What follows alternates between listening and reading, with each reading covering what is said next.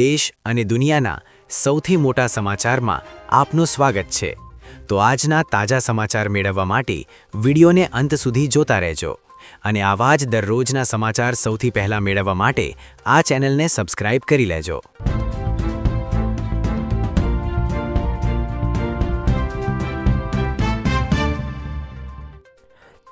તો મિત્રો આજના સૌપ્રથમ સમાચાર વિશે વાત કરીએ તો લાપસીના આંધણ મૂકી દો ચોમાસું।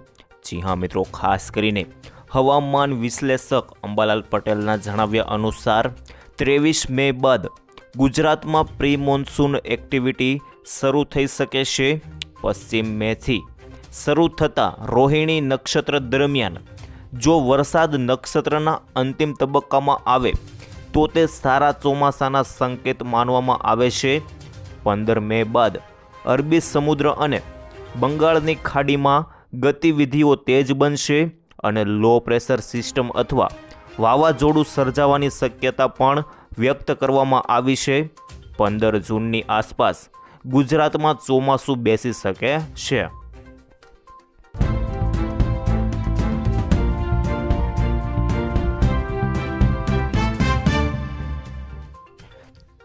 ત્યારબાદ આગળ જોઈએ તો વૈશ્વિક દબાણ પેટ્રોલ અને ડીઝલના ભાવને લઈને।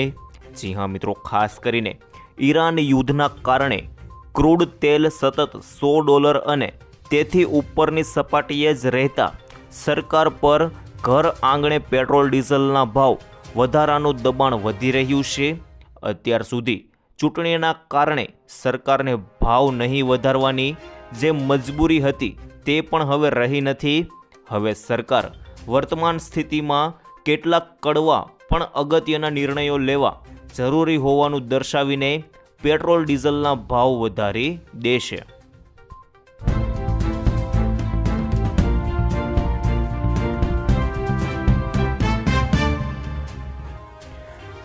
ત્યારબાદ આગળ જોઈએ તો 20 તારીખે ગુજરાતમાં મોટી હડતાળ। જી હા મિત્રો, ખાસ કરીને ગેરકાયદેસર રીતે ચાલી રહેલી ઈ ફાર્મસી અને ઓનલાઈન દવાઓ પર આપવામાં આવતા અતિશય ડિસ્કાઉન્ટના વિરોધમાં આગામી 20 મેના રોજ ગુજરાત સહિત દેશભરના કેમિસ્ટોએ એક દિવસની હડતાલનું એલાન કર્યું છે। ગુજરાતના અંદાજે 35,000 અને દેશભરના કુલ 12.5 લાખ જેટલા કેમિસ્ટો આ હડતાલમાં જોડાશે। હડતાલમાં રિટેલર્સ ઉપરાંત હોલસેલર અને ડીલરો પણ ભાગ લેશે।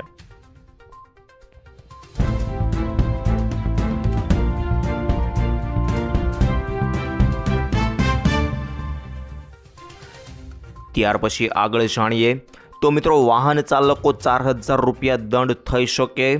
જી હા મિત્રો, ખાસ કરીને જો તમે ઇન્સ્યોરન્સ વિના તમારું વાહન ચલાવતા હોવ તો સાવધાન થઈ જાઓ, કારણ કે મિત્રો ટ્રાફિક વિભાગ દ્વારા હવે વીમા વગરના વાહનો પર નજર રાખવામાં આવશે।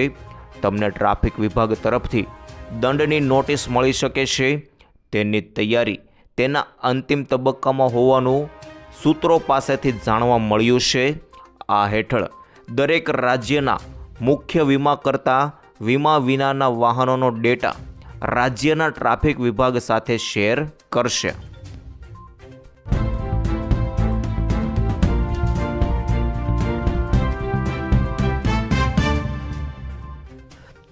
ત્યારબાદ આગળ જાણીએ તો ખેડૂતો આ નંબર લખી લેજો। જી હા મિત્રો, ખેડૂતોને સશક્ત અને આત્મનિર્ભર બનાવવા માટે વિવિધ યોજનાઓ ચલાવવામાં આવી રહી છે। પ્રધાનમંત્રી ફસલ વીમા યોજના ખેડૂતોના હિતમાં ફાયદાકારક છે, પરંતુ ખેડૂતોને પાક વીમા સંબંધિત સમસ્યાઓના નિરાકરણમાં મુશ્કેલીનો સામનો કરવો પડે છે। તાજા સમાચાર એ છે કે હવે ખેડૂતોના પાક વીમા સંબંધિત સમસ્યાઓના ઉકેલ માટે ટોલ ફ્રી નંબર 14447 જારી કરવામાં આવ્યો છે। આ નંબર પર ફોન કરીને ખેડૂતો પોતાની ફરિયાદ નોંધાવી શકે છે। ફરિયાદનો સત્વરે નિકાલ કરવામાં આવશે।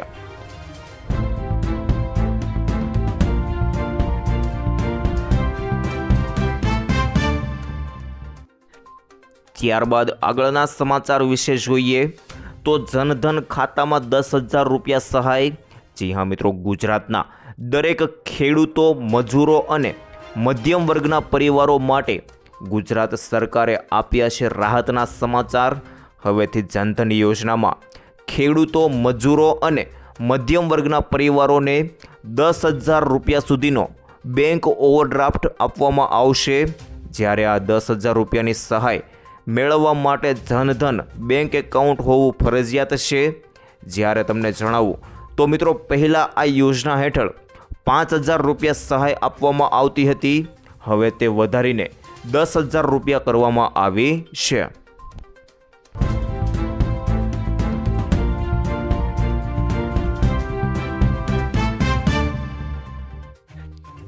ત્યારબાદ આગળ જોઈએ તો મોદી ગુજરાત પ્રવાસે.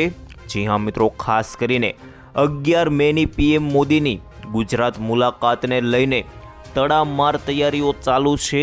સોમનાથમાં સદભાવના ગ્રાઉન્ડમાં 60,000 લોકોની બેઠક વ્યવસ્થા સામે ડોમ તૈયાર થઈ રહ્યા છે. તો વડોદરામાં બંગાળની થીમ પર પીએમ મોદીનું સ્વાગત કરવામાં આવશે.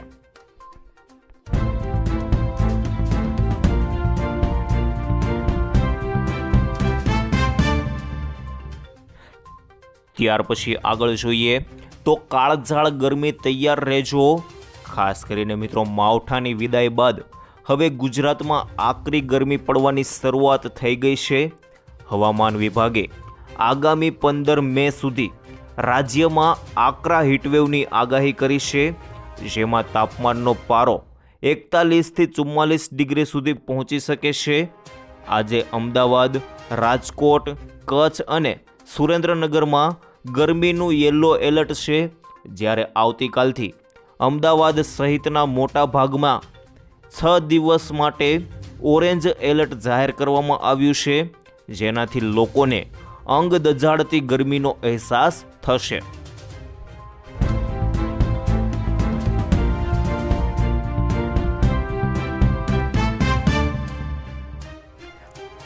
ત્યારબાદ આગળ જાણીએ તો પેટ્રોલ, ડીઝલ કે એલપીજીના ભાવ નહીં વધે. જી હા મિત્રો, સરકારે સ્પષ્ટતા કરી છે કે પશ્ચિમ એશિયામાં ચાલી રહેલા તણાવ છતાં દેશમાં પેટ્રોલ, ડીઝલ અને એલપીજીનો પુરવઠો સ્થિર રહેશે. ઈંધણના ભાવ વધવાની અટકળો વચ્ચે સરકારે આશ્વાસન આપ્યું છે કે હાલ કિંમતો વધારવાની કોઈ યોજના નથી. ઘરેલું રાંધણ ગેસની સપ્લાય પણ સામાન્ય રીતે ચાલુ રહેશે. આ જાહેરાતથી મોંઘવારીના ડર વચ્ચે સામાન્ય જનતાને મોટી રાહત મળી છે. સરકાર પરિસ્થિતિ પર સતત નજર રાખી રહી છે.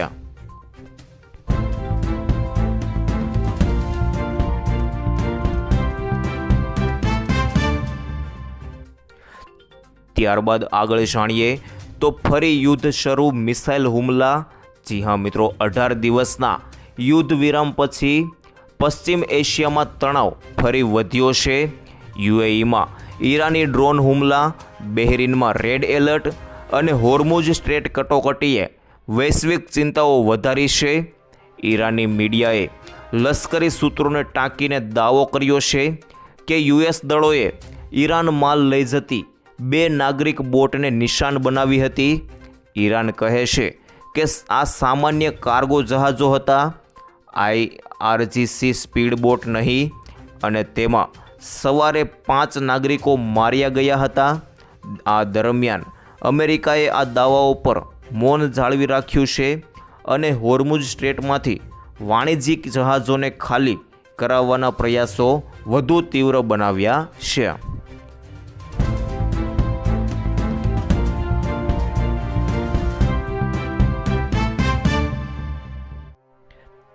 ત્યારબાદ આગળ જોઈએ તો ખેડૂતોના દેવા માફ કરવામાં આવશે.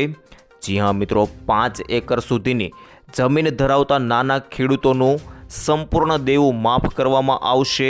જ્યારે 5 એકરથી વધુ જમીન ધરાવતા ખેડૂતોને 50% દેવું માફ કરવાનો વાયદો કરવામાં આવ્યો હતો, જે હવે પૂરો થશે.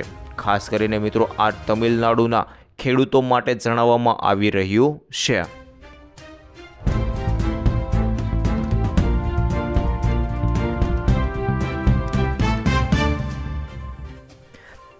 ત્યારબાદ આગળ જાણીએ તો સોના ચાંદીના ભાવમાં ભારે ઘટાડો. જી હા મિત્રો, 24 કેરેટ સોનાના 10 ગ્રામ ₹1906 ઘટીને ₹1,48,000 પહોંચી ગયા છે, જે પહેલાં ₹1,50,000 હતા. આ દરમિયાન ચાંદીના ભાવમાં વધારો થયો છે. 1 કિલો ચાંદી 3,906 વધીને ₹2,44,000 થઈ ગઈ છે, જે 30 એપ્રિલે 2,40,000 હતી. આ વર્ષે અત્યાર સુધીમાં સોનું 15,000 ઘટીને અને ચાંદી 14,000 રૂપિયા મોંઘી થઈ છે.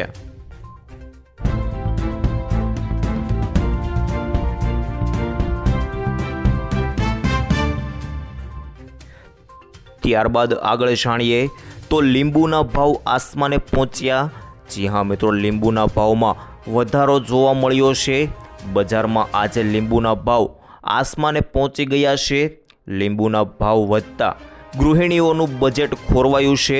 શાક માર્કેટમાં લીંબુનો ભાવ 250 રૂપિયાથી લઈને 300 રૂપિયા પ્રતિ કિલો સુધી પહોંચી ગયો છે. ભર ઉનાળે જ્યારે શરીરને હાઇડ્રેટેડ રાખવા માટે લીંબુ શરબતની સૌથી વધુ જરૂર હોય છે, ત્યારે જ ભાવ આસમાને પહોંચતા ગૃહિણીઓનું ઘરનું બજેટ સંપૂર્ણપણે ખોરવાઈ ગયું છે.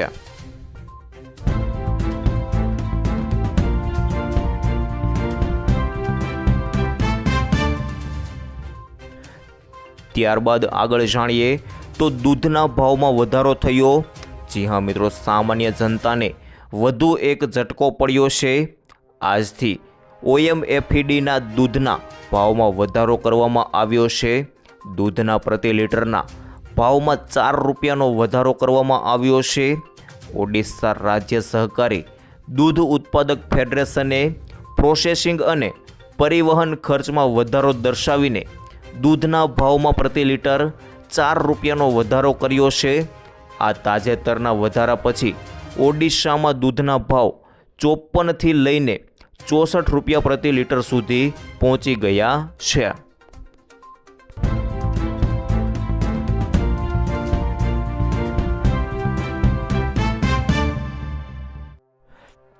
ત્યારબાદ આગળ જોઈએ તો ગાય રાષ્ટ્રમાતા બિગ ન્યૂઝ. જી હા મિત્રો, ખાસ કરીને સુરતના 10 ટેક્સટાઇલ વેપારીઓએ ગૌ માતાને સન્માન અપાવવા પોતાના લોહીથી વડાપ્રધાન મોદીને પત્ર લખી અનોખો વિરોધ નોંધાવ્યો છે.